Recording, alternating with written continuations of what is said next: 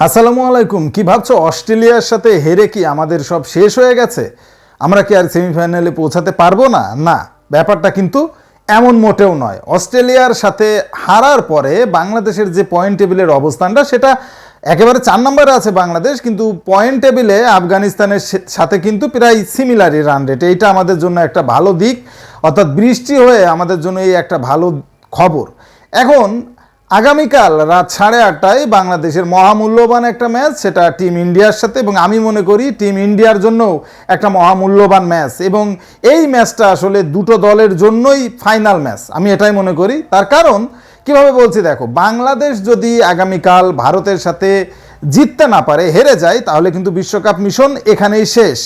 কারণ অস্ট্রেলিয়ার ম্যাচ বাকি আছে ভারতের সাথে এবং আফগানিস্তানের সাথে। সেই ক্ষেত্রে অস্ট্রেলিয়া যেহেতু একটা ম্যাচে একটা জিতে গেছে, তাদের হাতে কিন্তু দুইটা অপশন আছে, অর্থাৎ দুটোর ভিতর যে কোনো এক ম্যাচ জিতলেই হয়ে যাচ্ছে। আর বাংলাদেশ তখন আর অপশন থাকবে একটা, আফগানিস্তানের সাথেও যদি বাংলাদেশ জেতে হারে যাই হোক, আগামীকালকের ম্যাচে ভারতকে যদি বাংলাদেশ হারাতে না পারে, তাহলে নিশ্চিতভাবেই বাংলাদেশ বিদায় নেবে।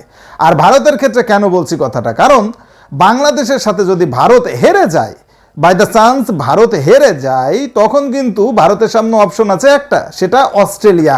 এবং এই অস্ট্রেলিয়া কিন্তু অচেনা অস্ট্রেলিয়া, এবং আমি মনে করি 50 ওভারের যে বিশ্বকাপ ম্যাচটা হয়েছে গত কিছুদিন আগে ভারতের মাটিতে, সেই অস্ট্রেলিয়া থেকেও এইটা কিন্তু ভয়ঙ্কর অস্ট্রেলিয়া। তো সেই দিক দিয়ে আমার কাছে মনে হচ্ছে যে এটা ভারত এবং বাংলাদেশ উভয়ের জন্যই একটা ফাইনাল ম্যাচ। যে দলই হারবে আমি বিশ্বাস করি সেই দলই বিশ্বকাপ থেকে ছিটকে যাবে। তাই আগামীকালকের ম্যাচটা দুই দলের জন্যই অত্যন্ত গুরুত্বপূর্ণ। এখন বাংলাদেশের চান্স আছে কতটুকু?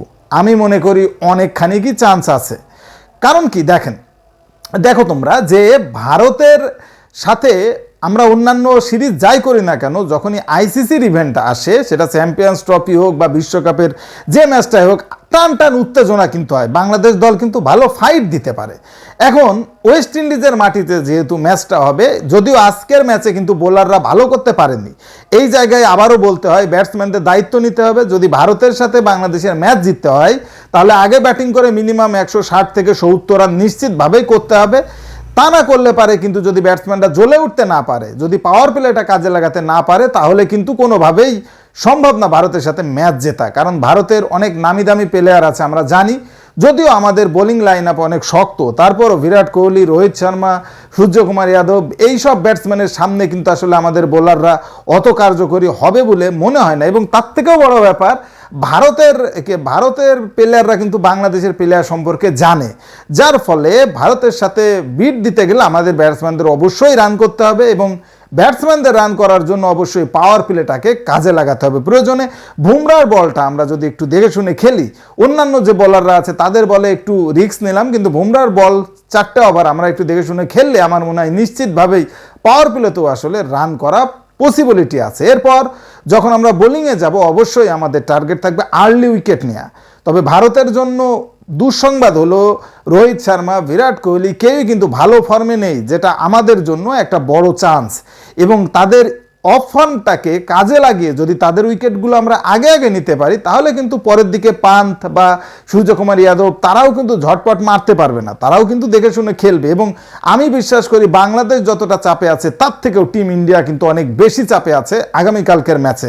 কারণ কোনোভাবেই টিম ইন্ডিয়া হারতে চাইবে না আগামীকাল বাংলাদেশের সাথে, কারণ তারাও জানে বাংলাদেশের সাথে হারলে অস্ট্রেলিয়ার সাথে জেতার কোনো বিকল্প নেই, যে কাজটা অনেক কঠিন, সেই তুলনায় বাংলাদেশকে হারানো সহজ হবে। আর আমি মনে করি বাংলাদেশের যেহেতু হারাবার আর কিছু নেই, সব কিছু তো শেষ রে ভাই। আজকে অস্ট্রেলিয়ার সাথে হারার পর আমরাও জানি যে ভারতের সাথে জেতাটা অনেক কঠিন হবে, কিন্তু ভারতের সাথে জেতা অসম্ভব এইটা কিন্তু না, ভারতের সাথে জেতাটা খুবই পসিবল।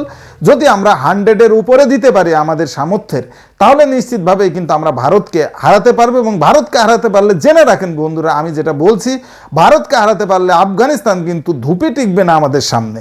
সব মিলিয়ে এখন দেখা যাক আগামীকালকের ম্যাচের রেজাল্ট কি আসে। আপনারা কি মনে করেন? আমার মতামতের সাথে যদি একমত হন, কমেন্টসে জানান। স্পোর্টসের সর্বশেষ আপডেট জানতে স্পোর্টস ফিভার চ্যানেলটি এক্ষুনি সাবস্ক্রাইব করে বেল আইকন বাজিয়ে দিন। ধন্যবাদ।